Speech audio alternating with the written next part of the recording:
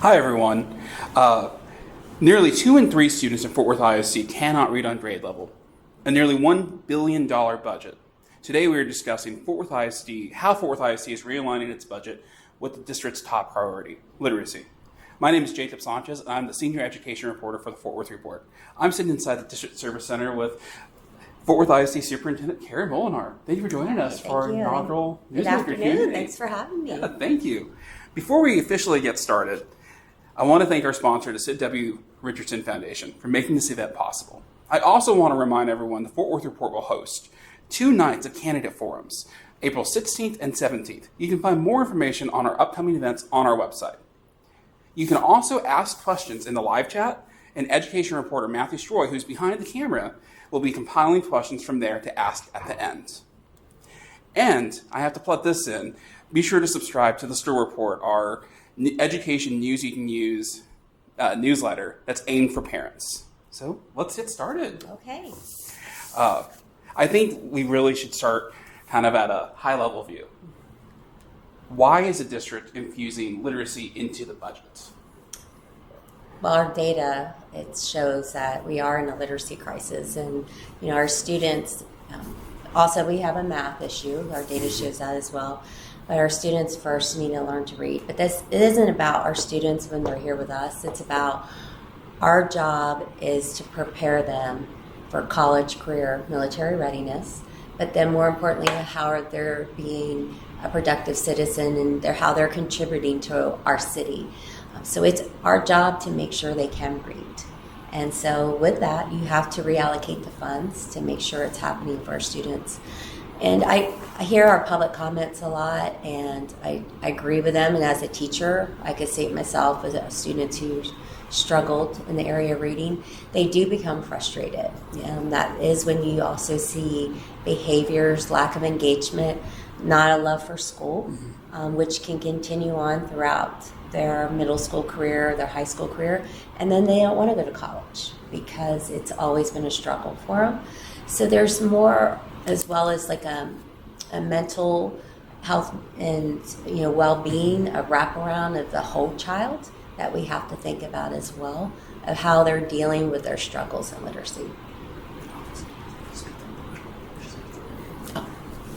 And one thing that comes to mind is, you've said this, many others have said it, the district's kind of in a crisis moment. You said it last night. Mm-hmm. And last night you really went through this restructuring on how the district is going to better serve students so that they can read on grade level. How do you even start restructuring a nearly $1 billion budget?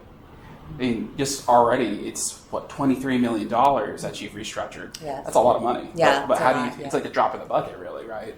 Well, I mean, there's always operational costs that we have to do. Those are, non-negotiables. You have transportation, you have gas, you have electric facilities, and those type of costs as well.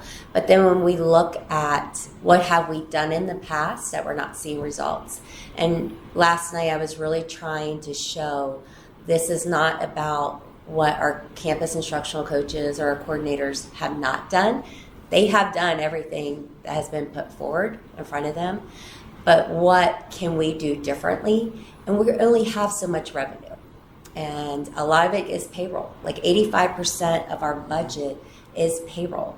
But you're talking everyone from a custodian in a campus to this building, all the way into, central administration. So when you're looking at your available budget, how do you utilize resources, which for us is majority people, to help accelerate student growth? And what can we do differently that touches our kids directly? Last night, it was, as we've done research, and Dr. Rodriguez asked great questions about, did we have research based on the redesign? And, we do. Mm-hmm. But it was really eye-opening of how long we've gone without looking for the academic return of investment. Simple as what's working and what's not working. Public education in Fort Worth's no different. We want to pile something on and layer something on or buy a new program. And you've heard the saying, there's no silver bullet. So the first step for our team was to look at how is the majority of our budget, which are people, how are they impact students, and how can we tell if it's working or not? So that was our first start.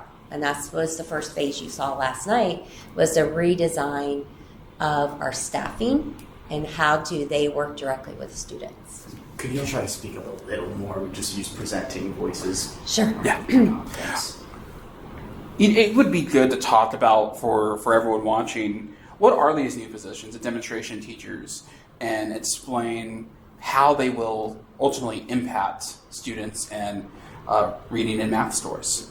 So let me start with the current positions. So the current positions were campus instructional coaches and our content coordinators and deans of instruction. Our campus instructional coaches, their job was to work with solely teachers. They would help them plan, look at lessons, work in our professional learning communities, look at reteach, study the data, help them pull resources, and then sometimes go and give feedback if they were doing instruction in the classroom or teachers.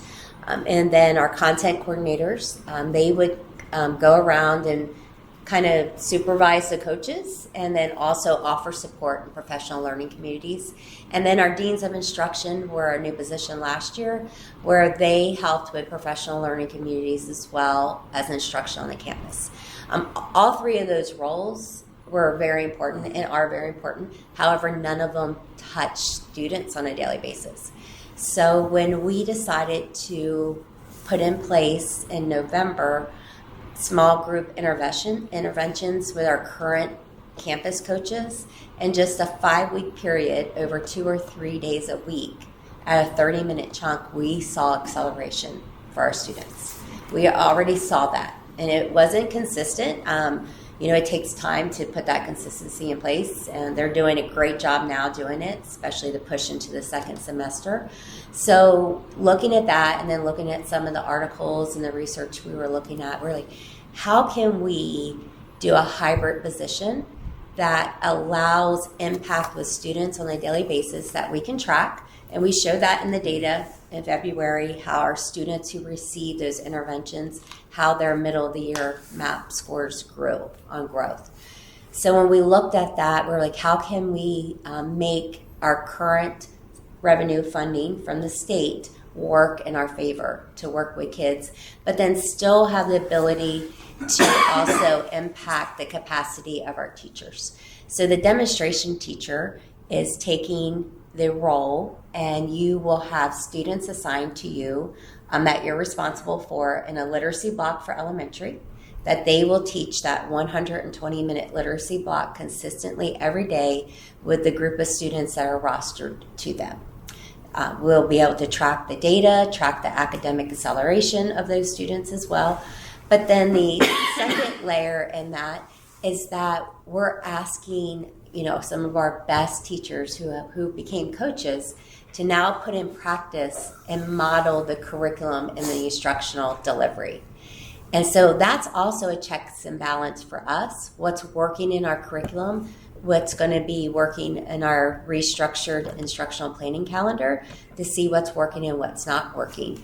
They're going to be able to tell us in real time, hey, this instructional planning calendar, here's this resource, here's what we were asking our teachers to guide them. When I was delivering the lesson, here's some of the things that I had to tweak. Here's some things that we need to do for our reteach that we can then rewrite into our curriculum and our IPCs. IPC, instructional planning calendar. And so in April, we'll be showing a glimpse of our first instructional planning calendar that aligns with our literacy framework, and to show some of the difference and changes for next year around that. So the demo teacher also will be able to earn a teacher incentive allotment because they'll have students rostered to them. So if they meet the growth for those students, they would be eligible through the state to be able to receive that additional compensation. And then the other part of their position, after they're done with their literacy block or math block, if they're in secondary, then they would be still working in professional learning communities, helping our teacher capacity. They could be modeling lessons in a classroom for a teacher down the hall. But think of it how different it's going to be. Like if you have a new teacher, or even a teacher that has been doing it for 2 or 3 years but wants to go watch someone else deliver the curriculum that we're designing with students on a campus of their own, they just have to walk down the hall now and watch one of our demo teachers.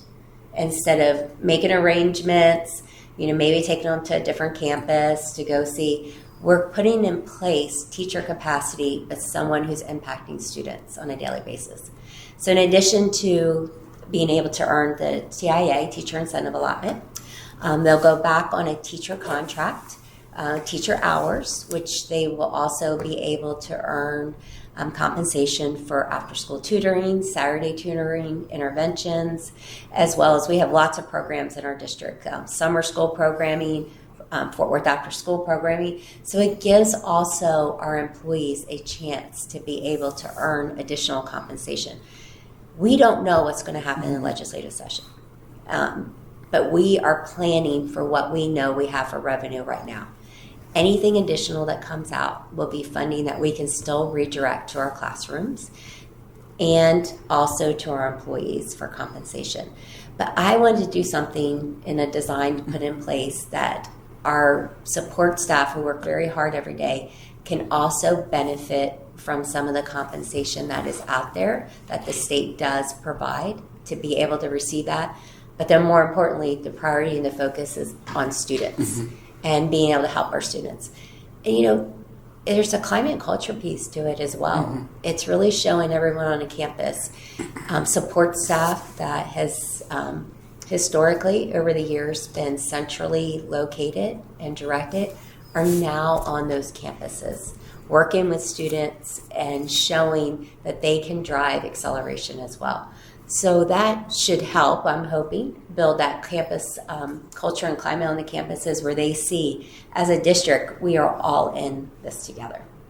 And I think something that might be good to address is this isn't necessarily about cost savings. Correct. This is about shifting dollars behind literacy so that students can succeed. Yeah, yes, that's a great point.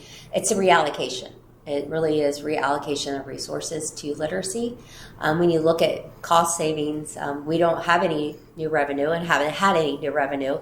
So there's not really cost savings to get there. And if we do have a cost savings, which we did collapse some positions, those cost savings went to additional demo teachers and the acceleration teachers that were presented as well. So any savings that we got from collapsing positions went into those buckets so we can give more direct support to our students. Can you talk about the collapsing of some of the leadership positions Sure. and kind of the restructuring around literacy in leadership? So we currently, our org chart shows where we have Executive Director of Literacy and Humanities. And we only had one director under that position that worked on literacy.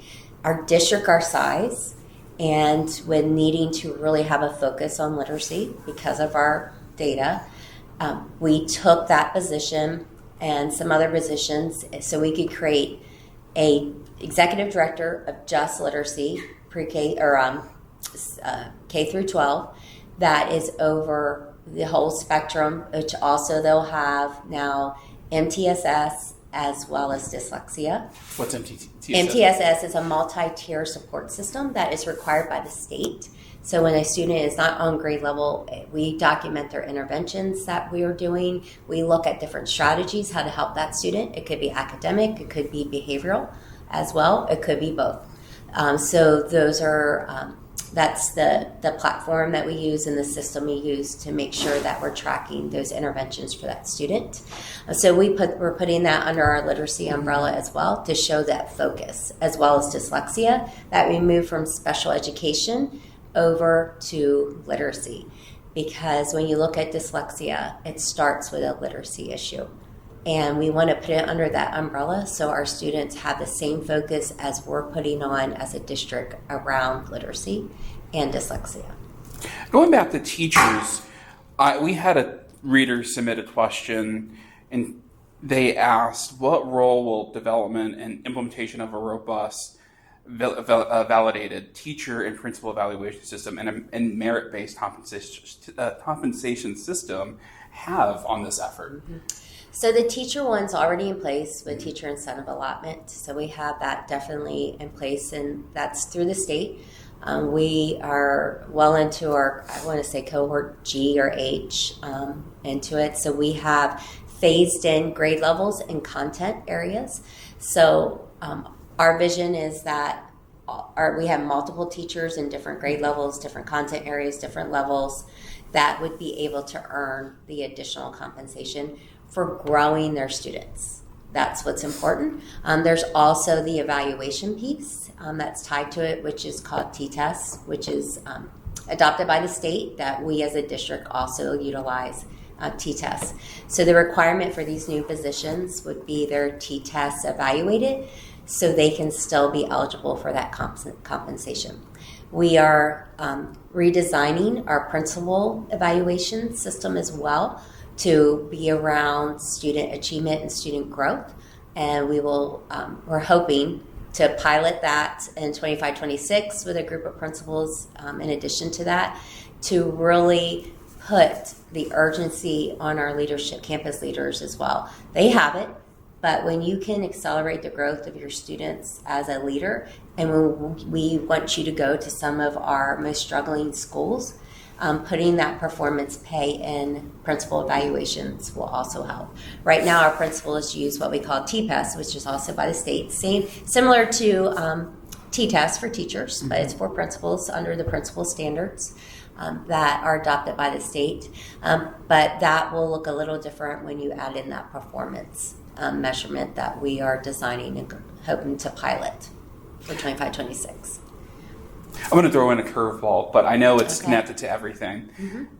You know, the big topic in the district, aside from this, is school closures. Mm-hmm. On first glance, school closures and literacy may not appear connected, but they really are very interlinked to this priority, right? Sure. So yeah, the school closure conversation, we've started that process over a year ago. It's just now becoming more of a public facing, because we are starting to put campus names on our options and doing our meetings out in the community, and continue to do those meetings. We actually have one this evening with our task force that I'll be attending as well. And but it does have something to do with literacy. It's very difficult, and we were in a meeting yesterday morning about facilities, and sitting in the room, being from Fort Worth and not in Fort Worth for so long, 26 years, any school that looks like an option is so hard for me to even think about, because I've walked in every single campus at some time through my career. I've been on every single campus.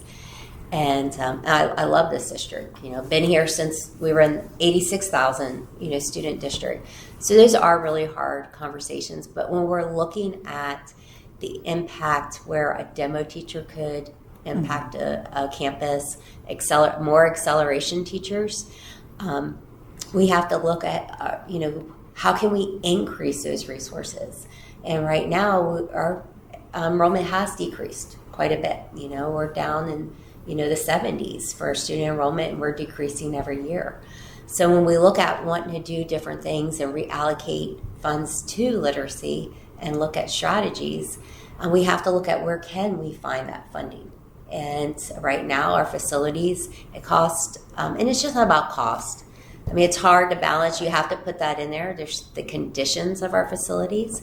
But that means there's cost to do maintenance for them. And we can't be dependent on bonds to consistently renovate and keep our buildings up as well. So when you look at it, it's condition of buildings. You want to make sure that a student walks in a building, they feel proud, the air condition does work, they have the correct wiring, the smart boards, anything that they need. And, the reality is our funding sources are decreasing, but the needs of our students have increased. So where can we find some of those allocations in addition to that. And when you look at an elementary campus that may have 250 students to an elementary campus that has could have 500 students, right now they're receiving the same resources. And they both have a full-time principal, AP, counselor, support staff. And so when you look at that, you don't want to cut support. So we have to look at, we have all these empty seats in these other facilities. What can we do differently so we can increase support, but we can't continue to just keep adding to every single campus? Earlier you mentioned, and we've talked about this, the restructuring of the district's literacy framework. Can you explain that and how that ties into the budget and how we improve outcomes? So the literacy framework is really around what we call the instructional planning calendar, and being able to give guidance to the classroom, to the teacher, and we'll hear that we're taking creativity away, and that's not the case, because instructional delivery is the creativity part. The standards are already decided by the state. The resources have already been adopted, by the board and implemented into our system. But now it's like clarification. Our students are very mobile. When you look at how mobile we are as a district, we have some campuses that are in the 30 percentile with mobility. Their students are moving in and out, and they're going to other Fort Worth ISD schools. Right now, we don't have a consistent instructional planning calendar in place where our schools are on the same scope and sequence, that we're within a day or two of what that lesson delivery looks like. What's the standard being taught, how we're assessing that. So when we do have a student who moves campus from campus, they're able to not miss a beat. There's always an adjustment period. I mean, I was very lucky. I did not have to ever move my elementary campus once I started, but I can't imagine as an elementary student to move not once, but twice. And I'm talking within a year's time or 3 times. So, what are we putting in place for our students that are transient in our district to be able to give them that structure? But then, our reality is that we have positions that have not been filled this year at this time. So we have long-term substitutes. What structure do we have in place to assist them? Because thankfully we have substitutes who are stepping in to fill those vacancies. And then we have teachers who are, coming out. They are alternately certified, where it's very difficult for them to be able to know the actual instructional delivery, the standards, the expectation of the craft of teaching. So all of this structure is going to help us with multiple different layers of teacher capacity. And we have some fantastic teachers. Some of them I call my friends. They are fantastic teachers. And, they get it. They understand when we're our strongest, we all have a framework, what we're following. The creativity comes in how you design that lesson to deliver it. So you'll see that in the instructional planning calendar. We're not telling them what to say and how to say it, but we're saying, here's our standard. Here's our demonstration of learning. When you go into your block, it's an expectation that we'll be pulling our Tier 2 kids and working with them differently in our Tier 3 kids. But then it's our job too, instead of our teachers trying to find reteach lessons, which take a lot of their time, they don't have time for that. We need to provide that for them. So you'll see that change in our literacy framework and our math framework as well. We have a great team working on it. They are gung-ho. Super, super proud and happy, and just really honored how they've just stepped up and say, we know this is what's right for our kids in our district, and they are going at it full force to make sure we're ready for the beginning of this year. So your question, I can go on and on. Your question is, how does that impact budget? Well, last night you saw the introduction that we know we need to add in a phonics piece. We currently use Amplify. It has a very small phonics piece to it, but our kids need more. And I'm not talking about just our students below grade level. I'm not just talking about my K1 students who come into school for the first time. All of our students need that strong phonics base. It's just not about reading, but it's also about writing. How does that translate into our writing as well for our students? So that will be a budget application that you'll see, adding that into our literacy framework as well. And then, of course, there's the professional development piece, the training piece. And then, we're tapping the shoulders of some highly qualified teachers to help us work on the instructional planning calendar and the literacy framework as well. And so there is additional compensation that we're going to pay them to do this after hours. All of that's part of a budget that we need to plan for. It goes back to people, like you said earlier. It always goes back to people. And you know what? That's what this profession is about people, about little people starting at 3 years old. And to our big people, we have some 19, 20 years old who are with us in our Success High School and now Como. High school or Como Success, our overage program that we renamed last night. I probably got the name wrong. And, so we're talking from 3-year-olds to adults. And we have adult ed, too, in our district. Mm-hmm. So when we say we have the spectrum, but it is always about people. And going back to kind of the literacy framework, a big part of that, I'm assuming, is reading curriculum, right? What can we expect to see in terms of the changes in reading curriculum? Last night you talked about Bluebonnet, which has gotten a lot of attention in the past year. Yes. So the state, they give us funding for high quality instructional materials. And there are different levels of funding dependent on the materials you pick. When we're looking at revenue, we're looking at ways to be able to reallocate funds and how to save money and look at other needs. One of the things we look at is the money that we could get from the state, and do we take advantage of some of that extra funding? One of the caveats with that the state has put in place is the adoption of high quality instructional materials. So one of them is Bluebonnet. And so the process we're doing right now is a process we have done for years. As a teacher, I reviewed materials when it came up for adoption, gave feedback. I was part of some of those committees. So we're doing the review right now. So the Leading and Learning team, they have invited, not just for literacy, but for math, to look at and view all the materials that the state has said qualifies for funding at all different levels. And we want to hear the teacher feedback. We want to hear what they have to say and what they think of the materials. I know Bluebonnet's a hot topic. You look at the math is almost identical to the one we have in place. But what concerns me is every time you change a curriculum or you change a resource, it takes our teachers time to learn that resource. So there's this balance, like, is getting funding, additional funding from the state, worth revamping your entire resources and your teachers learning an entire resource? How much time and implementation dip would cause us as a district, because we're really just into about year 3 of full implementation of our current literacy curriculum in elementary. You're always you can't have 4,000 teachers who have the same opinion about any type of a resource, but we do have teachers who are saying, like, just give us the phonics piece and let us keep going. Like, we got to keep moving. We know this resource now.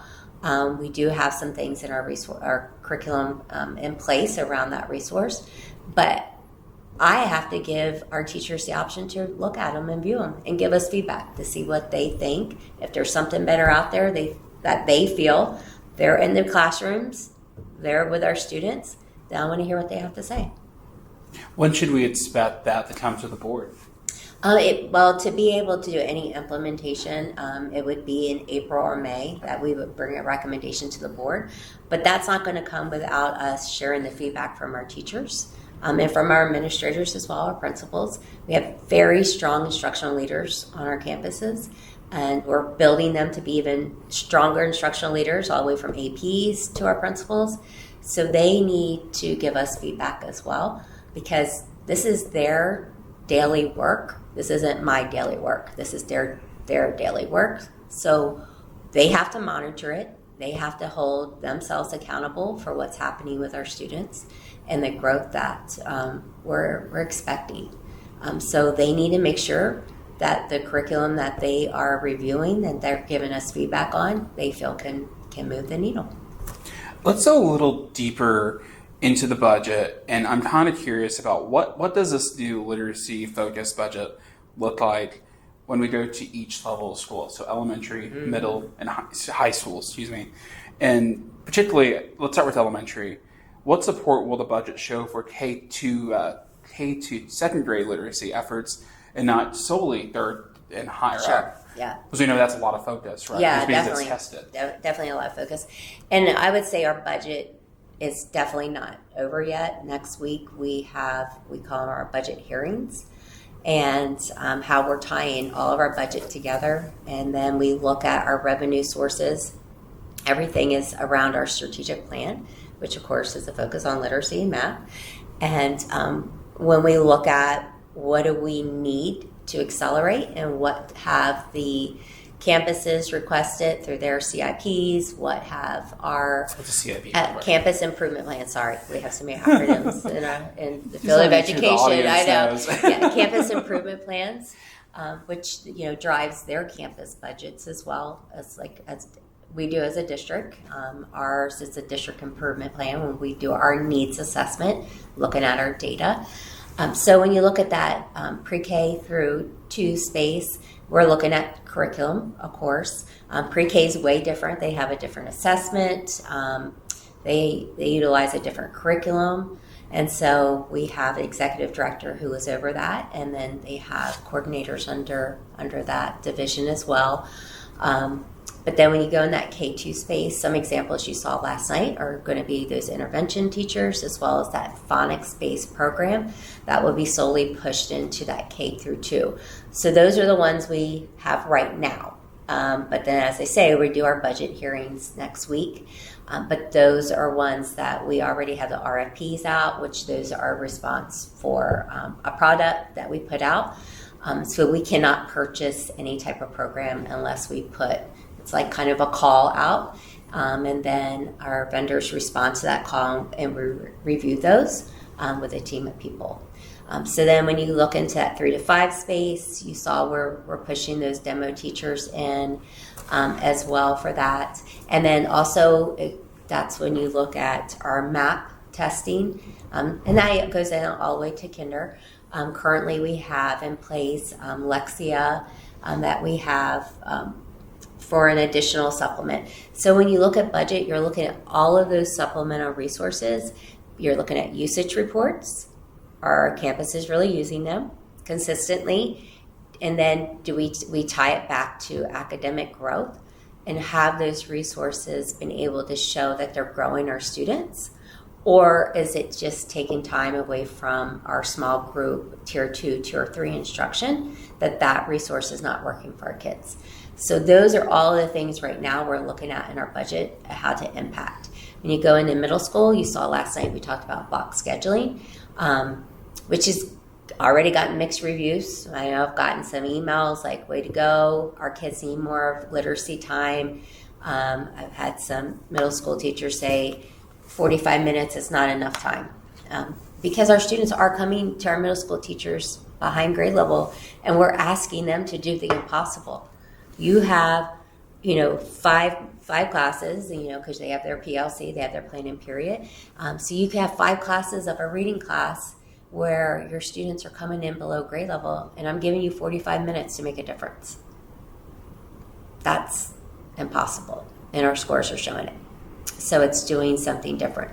But there's a balance to that, Jacob, because when you do a double block, you have to make sure you're also providing our electives to our students. That's why they come to school. They come to school to stay engaged. So we still want to make sure they have those opportunities in their elective classes as well, to be able to learn and explore, new opportunities that they're not exposed to in elementary.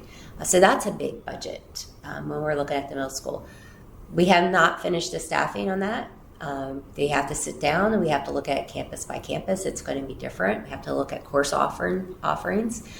So it will be an impact to our budget.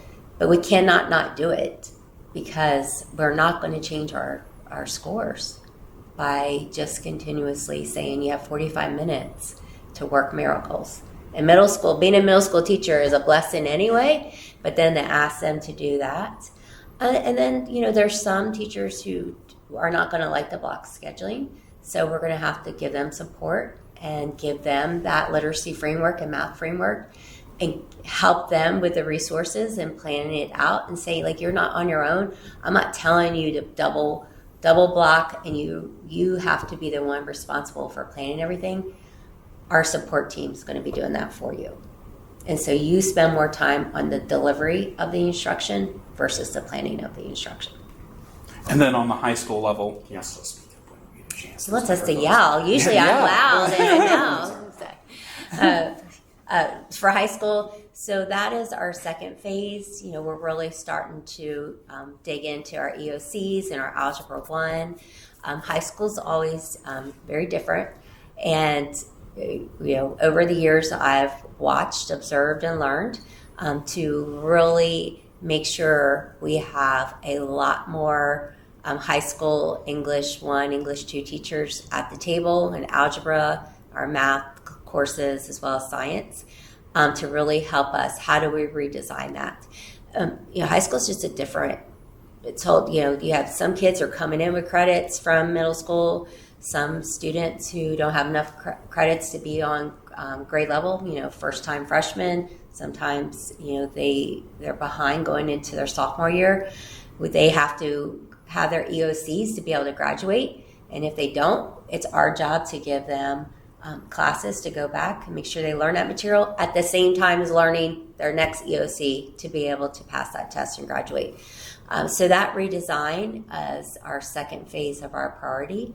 But we need our high school people to help us with that, and then do the research and study the models that are working around the nation and within Texas as well. let's talk about dyslexia. We touched on it earlier. What can parents expect around dyslexia screenings? You said it last night. Too many students are falling between the cracks. Yes, yeah. And, when dyslexia screening started in the district, and we created a dyslexia department years ago, it really was, this philosophy. You cannot even identify a student with dyslexia into second or third grade because they haven't been given an educational opportunity before. We were following guidelines presented to us, and we followed them. They have definitely changed over the years, and now there are different screening tools. MAP is used for one of the screening tools, and that is our beginning of the year, middle of the year, end of the year assessment that we look at for screening as well as growth for our students, and projections on how they'll do, of course, on STAR and other assessments, and how they are in comparison nationally across our state and national norm. So when we look at our dyslexia, we have increased, and Caroline James comes and she speaks at our board meetings. We have gone to the Key School. We have done the simulations, and it was very eye-opening to go through that. But it made us really reflect on how many of our students did we miss in elementary that are currently sitting in our middle schools and our high schools. How can we start screening now to be able to intervene with those students? What type of schedule do we need to have in middle school and high school to be able to provide them with those programs and instruction? And at the same time, we're looking at that. We're looking at what programs are going to work best for our secondary students. And during that time, we've been studying elementary and doing our research on elementary dyslexia programs. NIHouse has been great. We've had it in the district since we started our dyslexia department. However, is it time to evolve? And we're seeing some other districts utilize some different curriculums that are seeing more of acceleration of growth for their students. So it is a literacy. This is part of literacy because those programs are literacy based. And it also helps some of our students. When you do the screening and identification, some students accelerate faster than others, and there are some students who may have not qualified under the screening, but show the characteristics. So how can some of the program that we decide on and that we adopt work for some of the students who haven't been officially identified? I kind of want to step out from just the school district. We know that the school district alone cannot improve literacy rates. Like, you have a job in the classroom, but there's a lot of outside factors. How does the district and you plan to lean on its partners, like the city government? Yeah. So the city has been very vocal of saying, like, let us help. What do you need from us? Last night you heard me at the end. I know you heard me because you were there. I saw you in the audience. But at the end of the presentation, one of the things is we're looking at how to utilize our volunteers. We have so many people who want to help. And that can look in so many different ways. It can be a volunteer who goes in, takes care of our teachers, runs copies, brings them a surprise snack, or helps with. We have volunteers who do traffic control outside of our schools, and like all different capacities. PTA, boosters, all of them are community partners as well. They may be parents, may not be. A parent is a community partner, but how we have other volunteers who want to come and directly impact literacy. So we, and this is just one area, but we are working with Read to Win, which is definitely an elementary-based volunteer program that can work with our students. We're going to target first grade right now, but I'm hoping I have so many volunteers so I can expand to second grade. And we teach the volunteers how to go in and add that extra support and literacy. I'm not asking them to use our instructional planning calendar, to use our resources, because there's no way they can do that. I mean, that's just, that's our full-time teacher's job. But there are ways that they can come in and work through this program to accelerate and help support our students. Some of it also can be coming and reading with our students. In addition to that, it's for our secondary students, it's internships, or it's exposure to careers they don't even realize are out there. But then what type of classes do they need to take? What type of certifications would they need to get to participate in those careers or degrees? So I need it all the way from a pre-K, once again, to a 12th grade spectrum of it. Many of our students, they can't wait to have enough credits to graduate so they can go and work half a day. So many of our students are on an abbreviated schedule in our high schools to be able to go and work. What if our community partners said, let them come work for me and there'll be a paid internship, but have them learn where it's towards a certification or towards a career opportunity that they can go and start their college hours, but now they've been exposed to the workforce and not just trying to earn extra money. And that's the reality of our students. And it's a reality that they help their families, but then for themselves, if they want to be able to, go shopping and buy what they want. I mean, I worked when I was in high school, same thing. I wanted my own money, but all of them have their own story. But what if, as a community, we said, let's make sure that you're working towards something that can help you as an adult, and it's just not immediate. Earlier, we talked about Austin and the legislature and not waiting on them. We know that the legislature will impact the budget. Then we also know DC's going to impact the budget at some point with what is happening there. How will our federal and state lawmakers affect the district's literacy push? So that's a great question. I hope you ask some of them, and maybe they can help me with that. But when I think about the state currently, right now I have to be in this mode of glass half full, because that's what we need in our district right now is glass half full. So I can't be dependent on them.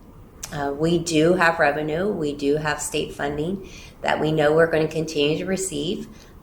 We want more. They're going to give us more. We just don't know what that looks like.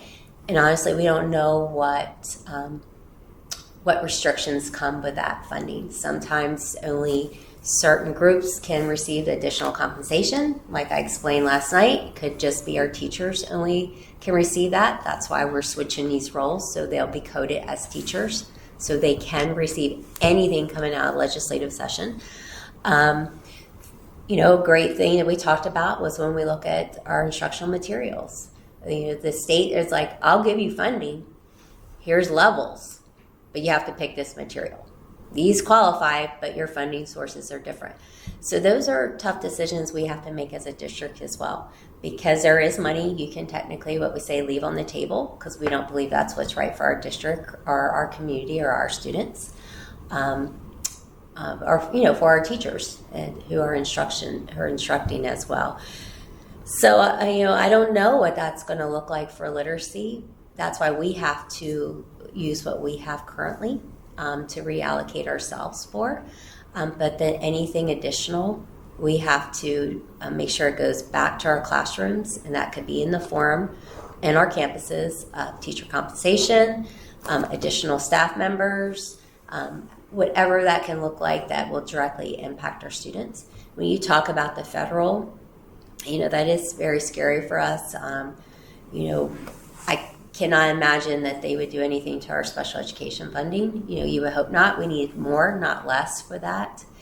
Definitely. And then one of the things that we're really concerned about is currently every student in our district, they're able to eat free breakfast and free lunch at any of our schools. That is huge for our students and for our families. And not everyone takes advantage of it. And that's a choice, right? That's a student choice. That's a parent choice. But it's available. We offer free dinners through our grants, our federal grants, in the evenings at many of our Fort Worth after school sites. Our Fort Worth after school sites are mostly run through grants that are federal and state level. We need those. We must have those. That's the scariest part, is the unknown for us right now, because then we're going to have to say, we cannot not let our students be fed, and we need after school programming, because that's sometimes just the safety for our students as well, that they have somewhere to go after school. And then we do enrichment. It's a whole different, it's their fun space for them. So we're going to have to then decide, what do we do with the funding we currently have? And that we have to supplement with that. We also have a lot of partners who receive grants that, we don't know yet if they're going to have their grants funded, and we may be matching them right now. What happens if they don't get the match and we don't have the match? What kind of wraparound services could our students now go without with that? I think this is a perfect stopping point for Matthew to ask some of our audience questions for the next few minutes before we wrap up. So this was touched on a little bit, but one question I saw was, how will the budget support strategies that are in place to advance the progress of African American students in the district and campuses with high African American student populations? So when you look at the redesign plan, and when we leave here, I'll make sure that the full presentation was posted on our website. When we look at the Read to Win program for the remainder of this year, we're specifically targeting our highest enrolled African American student campuses with our highest enrolled first grade students. And then we're looking at our students that are below grade level in that first grade area. So that's the first target with that. And going into next school year, we'll continue to look at our African American students. But it's also our programming, and we look at our phonics. A lot of our African American students have a lot of the same characteristics of our emergent bilingual students. When we look at the need for definitely curriculum that enhances listening, speaking, writing, and of course, reading, all of what we're measured for emergent bilingual through TALPAS, our African American students can benefit from those strategies and curriculum, and as well as our regular program students. So there will be definitely enhanced resources that all of our students will will be able to take advantage of. Then the acceleration teachers, and it's in our district strategic plan. It's called out about how we need to close the achievement gap with our African American students and our emergent bilingual. So when you look at our acceleration teachers that we have in the redesign, they will specifically be working with those targeted students as well. And you'll see that we had it was 15 in different content areas, and then in science and social studies, they talked me into doing a pilot for high school for acceleration teachers. I can give a little when people talk me into stuff, and they're like, just let me have a pilot, and I'm like, okay, because high school's so different. They're like, no, we can do this. So I was like, so we put some acceleration teachers that they're going to pilot in a high school around science and social studies as well. But when you look in that elementary middle space, we are definitely targeting our African American students and our emergent bilingual students. Well, what phonics instruction programs specifically, and does the district know yet, will be used to support these services? We currently have an RFP out. We do not know, and so that's under review. And last night we actually had someone in the audience, a teacher, former teacher, is currently a teacher, Amanda Ine. She's emailed me a phonics program that she's familiar with, and I encourage if we have teachers out there who've worked with, or retired teachers I know have worked with other phonics programs. We know all the big ones that we have used over the years, and we probably still have some teachers using them, in their classrooms. And so, we threw the net out there. Let's see what works. But what works for our students? What have we seen research that has shown results? But then more importantly, how can we tie it in to our district for our teachers and make sure that we can get up and running and go full scale next year?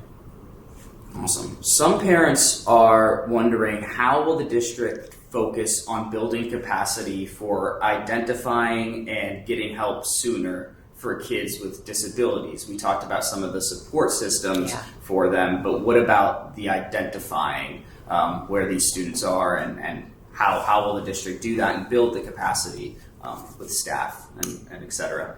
So as last night I showed in the org chart where the MTSS, multi-tier support system, is being placed under our literacy block to really have more of a focus on that early screening. And it's like a early warning system. When you look at your beginning of the year map data, when you look at your middle of the year map data, there are screeners in there that we can identify. But that means we need to teach our principals how to identify that. We need to teach our teachers. Here are some of the characteristics to be able to say, okay, we already know that these students need additional supports. It's a process. When you do not want to immediately go to where our students being tested and placed in special education.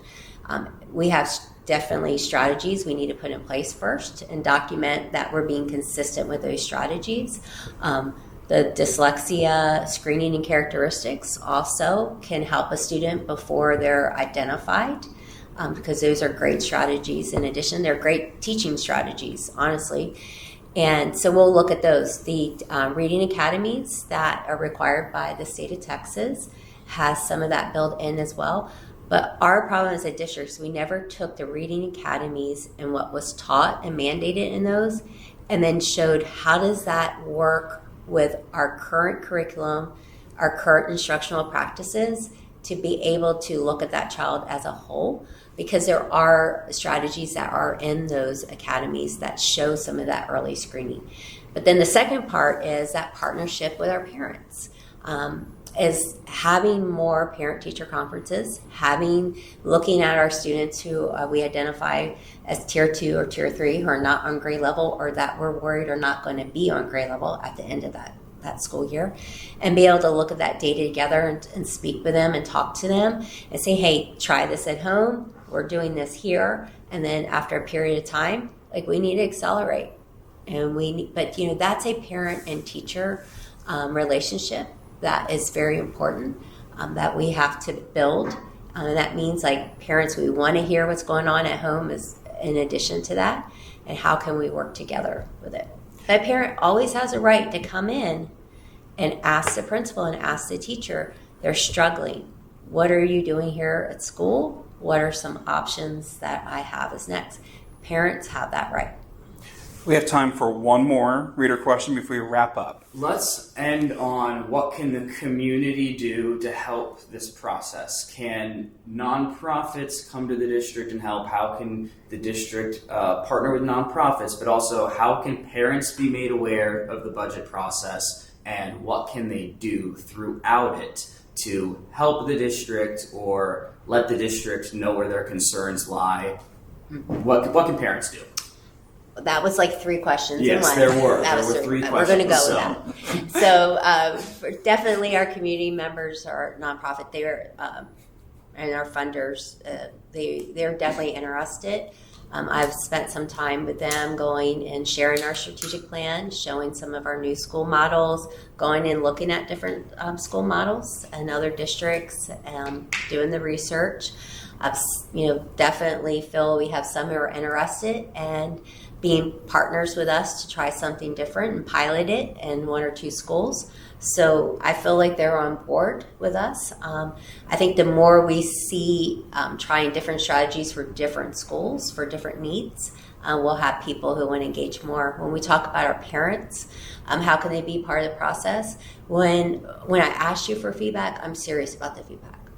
I mean, when we did the parent-teacher conferences and we said, please, give us feedback. Did this work for you? Did this not? How's it going with your child? All the questions embedded.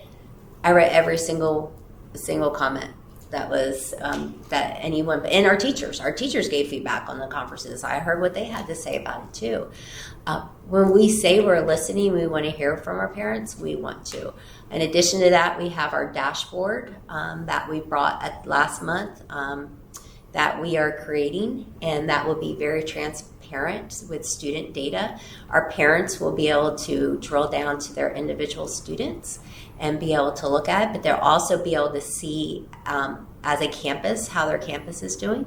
That's a great time for them to become involved. Our campuses are required to have what we call a site-based decision-making team, and that's composed of parents, community members, there's usually faculty members, as well as maybe someone represented from a district level. They plan their budget. They do their campus needs assessment that drives their campus improvement plan. They look at the data. They decide how that budget for that campus is going to be implemented on their school as well. So those are some great ways for our parents to become involved with budget planning at what we call the local level, at the campus level. And then what we see the needs are help drive our decision making for strategies and initiatives in the district level in addition to that.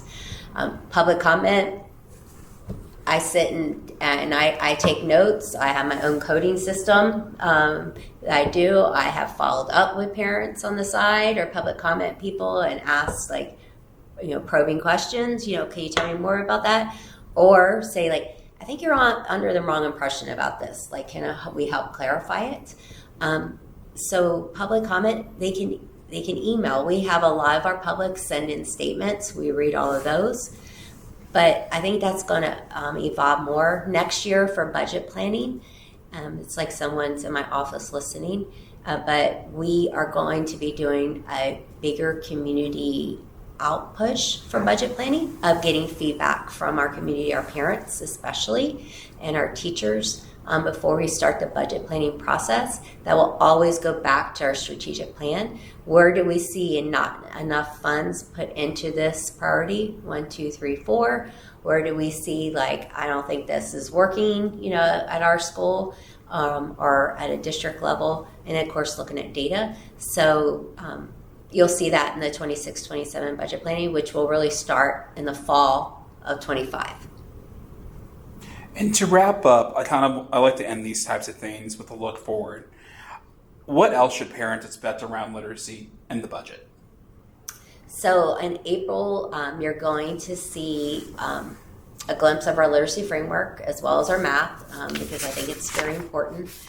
We also are going to be able to share where we're at with some of our resource materials that we know we need to put in place for additional support for that, and around literacy specifically for the budget. And then also what we're taking off our plates for additional resources that we have currently been spending money on that we do not need to spend money on. So it's phases. Like that was phase 1 last night. We're going to head into phase 2 as well. Perfect. Well, oh, and then we're also in April, Oh. workshop. Super excited about this. We're going to be talking about efficiencies, really focusing on like operations and some changes that are happening there, because that impacts not only our students but also our teachers and all of our staff that are on our campuses. So we'll be doing a highlight about that as well, how to improve in those areas. And budget adoption is when? So we hope to adopt a budget by end of May, June at the latest, because our year starts July 1 for our budget cycle. A part of that will be deciding if there's a compensation increase for any staff members that we're working with our board finance committee on options for that in addition to it. Thank you, Dr. Molinar. This was a great conversation, and thank you to everyone who tuned in for this. And thank you for sticking with us through our technical difficulties. This is our first one, and we're going to work out the kinks in the future. Thank you for tuning in, and send your questions in and feedback to us, and be sure to subscribe to the Store Report. Thank you. Have a good day.